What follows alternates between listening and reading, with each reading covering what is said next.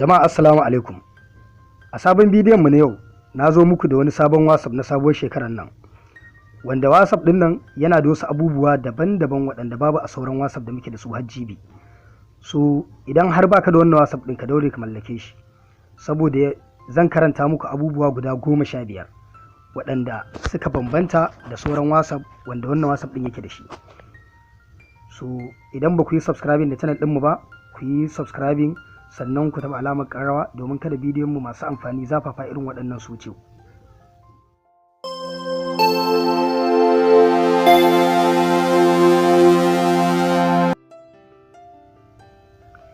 So abu na farko da wannan WhatsApp ɗin yake yi sauran WhatsApp ba sa yi shine auto replay.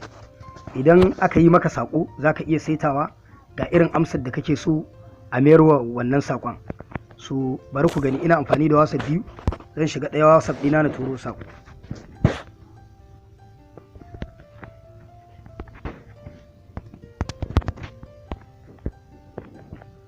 Misali zan tura hi,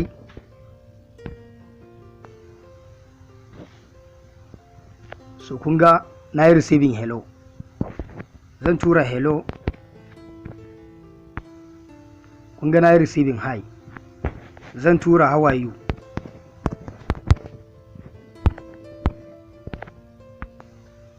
na yi receiving I'm fine. So duka waɗannan ana setawa ne, bari in nuna muku yadda ake setawa a sabon WhatsApp ɗin namu. Za ka taɓa ɗigo-ɗigo hannun dama. So idan ka taɓa ga auto replay message, so ga sunan already na seta message guda 3 ne. Idan kana so ka ƙara sai ka taɓa add, ga wajen plus nan daga ƙasa wajen koren nan sai ka taɓa wajen. So za ka taɓa contents, ka shiga contents. So daga sama sai ka rubuta saƙon da in ya zo maka, saƙon da zai zo maka me kake expecting. Misali idan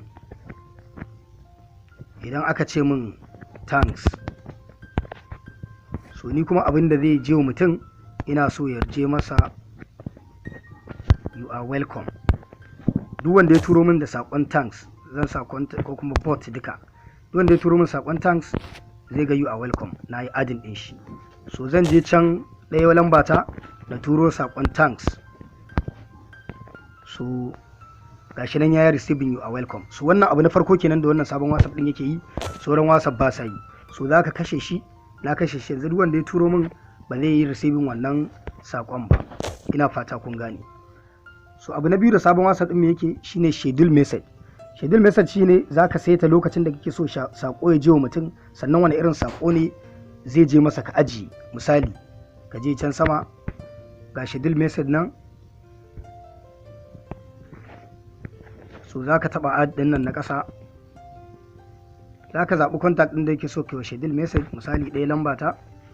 So gashi nan tukwara za ka rubuta irin message ɗin, misali I want to talk to you. So za ka iya sa date ɗin da kake so ya je masa, Friday January 27 gobe kenan 2020. Lokacin da kake so saƙon nan ya je, let's say 8:19 AM gobe. Kamar yanzu na yi schedule message, wannan message ɗin da na rubuta I want to talk to you, gobe misalin wannan lokacin 8:19 wannan lambar za ta same shi. So schedule message kenan. Abu na uku da sabon WhatsApp ɗin yake shine dark mode. Dark mode, so a tsohon WhatsApp ɗin ma an yi updating ɗin shi zuwa dark mode, to amma wannan yana da mode da yawa wajen kala 3. In ka taɓa nan za ka shiga parts mode na can sama. So ga team application, so akwai light mode, dark mode, transparent team, custom color. Kun ga kala 4 kenan. So ga dark mode ɗin shi, ga transparent team. Kun ga transparent team yana ɗauke da ainihin wallpaper na wayata, kuma sannan WhatsApp ɗin yana nan. So sannan akwai custom color, so kun gan shi nan. So za mu dawo da shi light team yanda yake da. Ina fata kun gane. Kun ga wancan ba shi da transparent, ba shi da ɗayan. So abu na 4 da sabon WhatsApp ɗin yake shine music, playing music. Idan ka yi playing music a wayarka kana ji, to za ka iya controlling ɗin shi ta nan, ga icon ɗin nan kuna gani daga sama. So abu na 5 da sabon WhatsApp ɗin yake yi shine restart. Za ka iya restarting ɗin WhatsApp ɗinka ta nan ba tare da ka fita ka dawo ba.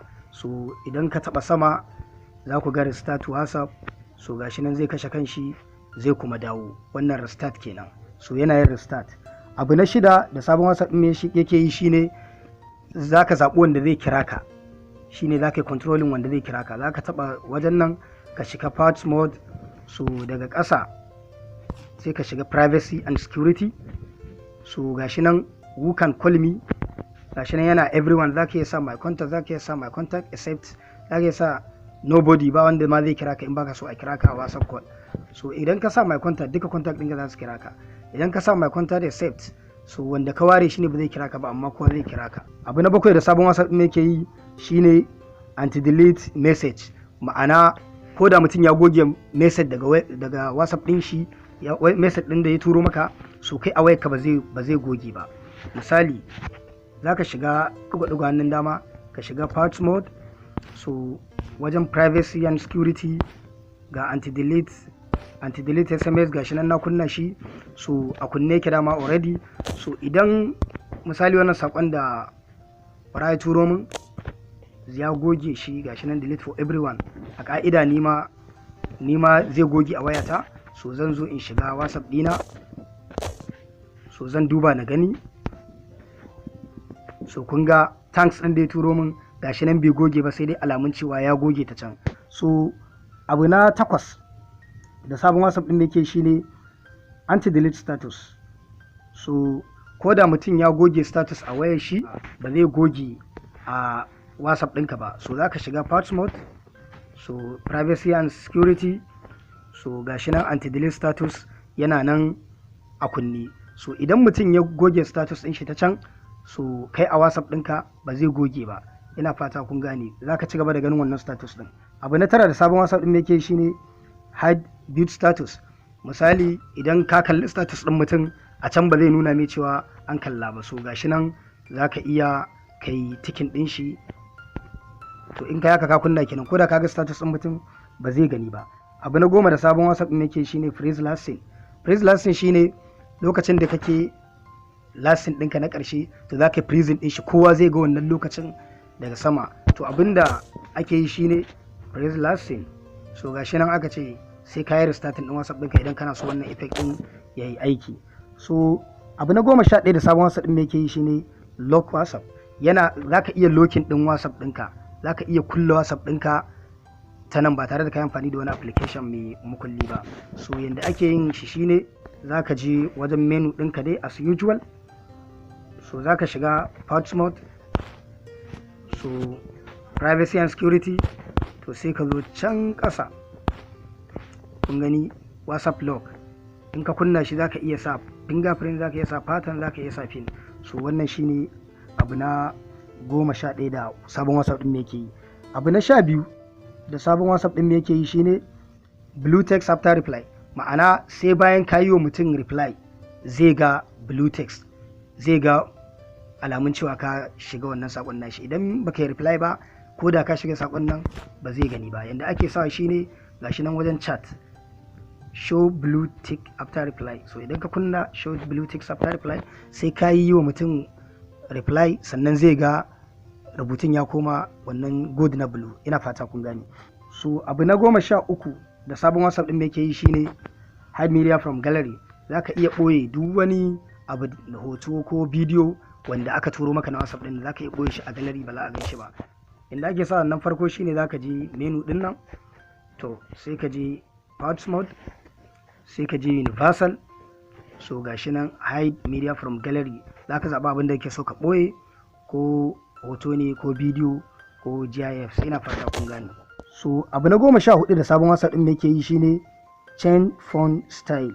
Za ka iya canja yanayin rubutun wannan whatsapp ɗin.